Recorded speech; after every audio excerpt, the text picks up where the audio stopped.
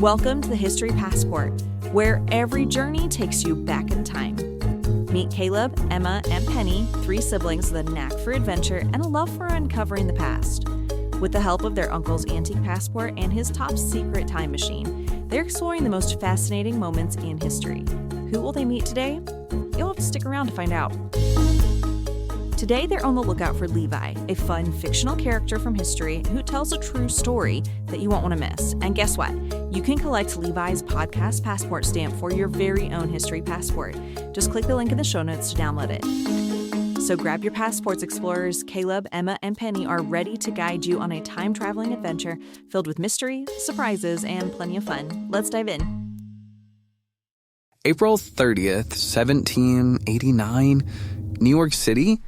Oh, that's the day of George Washington's first inauguration. Wait, we're going to meet George Washington, the actual first president?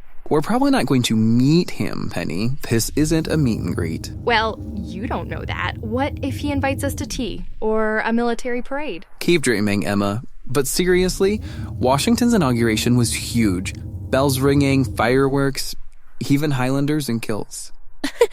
Wait, kilts? With a flash of light and the familiar hum of Uncle's time machine, Caleb, Emma, and Penny were whisked away back to April 30th, 1789.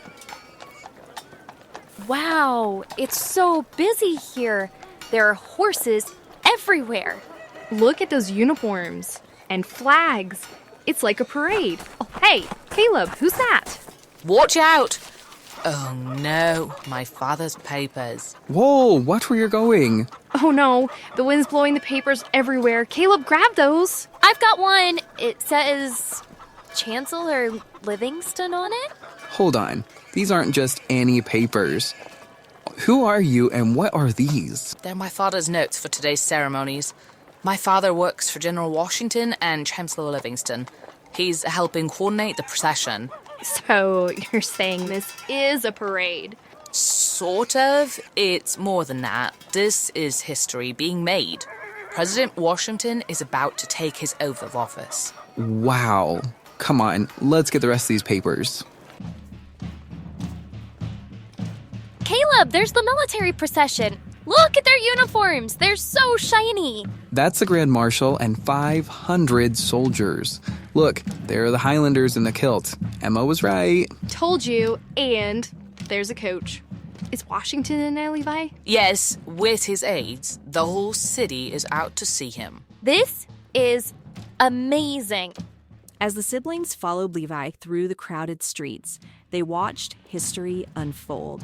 Soldiers marching, banners waving, and citizens cheering as George Washington's carriage approached Federal Hall.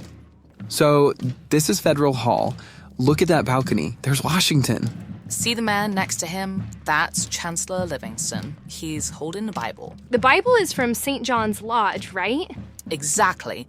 Washington is about to take the oath. And then, in front of a cheering crowd, George Washington placed his hand on the Bible and took the first ever presidential oath. So he kissed the Bible, and he looks so serious. He's humble. He knows this is bigger than just him. And after this, he'll go to St. Paul's Chapel to pray. President Washington knows he needs God's guidance for what's ahead. This has to be the best day ever. Look at those fireworks. They said one of the illuminations looks just like Washington. That's true. It apparently went up over the beer house, which I'm pretty sure Washington wasn't there at the time. He wouldn't. Washington's already back home. He even walked part of the way because there were so many people in the streets. As fireworks filled the sky, the siblings reflected on the day, a day of firsts, of humility, and of faith in something bigger than themselves.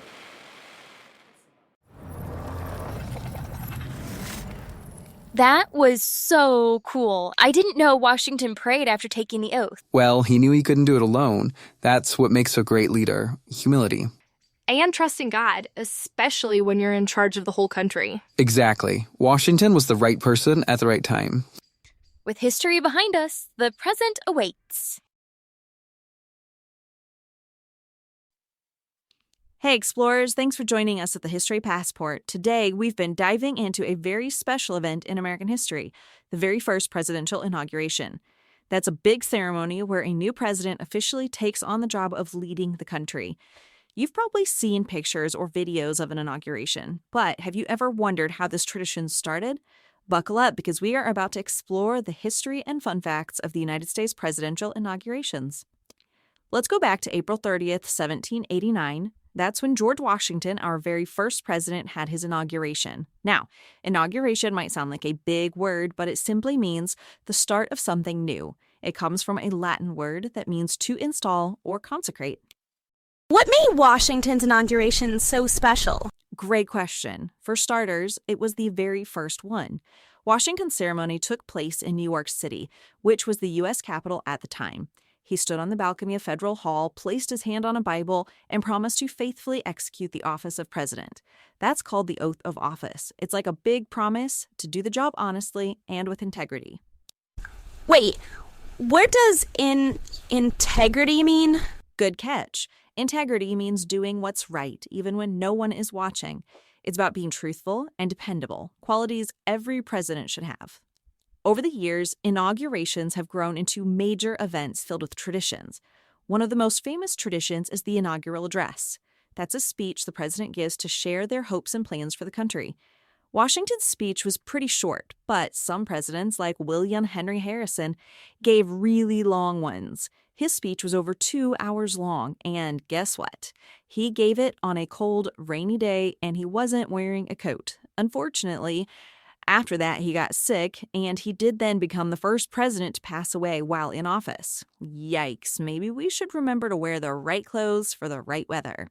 Are there other traditions? Oh, absolutely. Did you know Thomas Jefferson was the first president to walk to his inauguration?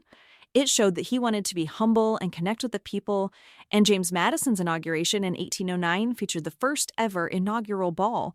That's a big party to celebrate the new president. Fancy, huh? What about today? What happens at inaugurations now? Today, inaugurations are held on January 20th outside the U.S. Capitol in Washington, D.C. The Chief Justice of the Supreme Court usually leads the oath of office. Afterward, there's a parade, speeches, and sometimes even concerts and fireworks. It's like one giant celebration of democracy. Democracy? What's that? Another great question. Democracy means that the people get to have a say in who leads them. We do that by voting for our leaders. Inaugurations remind us how important it is to choose leaders who value honesty, fairness, and love for our country. And now it's time for some rapid-fire fun facts about inaugurations. Ready? Ready! Fun fact number 1. Franklin D. Roosevelt was inaugurated 4 times because he served 4 terms as president. That's more than anyone else in history. 4 times? That's a lot! Sure is, but now presidents can only serve 2 terms thanks to the 22nd Amendment to the Constitution. Fun fact number 2. The shortest inaugural address was given by George Washington during his second inauguration. It was just 135 words long. That's shorter than most of your homework assignments. Fun fact number 3. Jimmy Carter broke tradition by walking all the way from the Capitol to the White House after his inauguration in 1977. It showed he wanted to be close to the people. That's cool! And fun fact number 4, every president since Franklin D. Roosevelt has ended their inaugural address by asking for God's guidance. It's a reminder that leading a country is a big responsibility. So, there you have it, explorers, a quick trip through the history of the United States presidential inaugurations. These ceremonies aren't just about welcoming a new president, they're about celebrating the values that make our country strong: honesty, integrity, and the love for democracy. Thanks for tuning in to the History Passport. Until next time, keep exploring and keep learning. Hey adventurers, it's producer Laurel here. Don't forget to grab your free History Passport from our website. You'll need your parents' help to download it, so make sure to ask them. And don't forget to collect Levi's passport stamp from today's episode. Every stamp brings you closer to filling your history passport. Parents, you can also visit our website to purchase study guides that go along with today's podcast. They're packed with extra learning activities to help your kids dive even deeper into history, and they count toward those all-important school hours. Thanks for exploring history with us today, and we'll see you next time on the History Passport. Bye for now.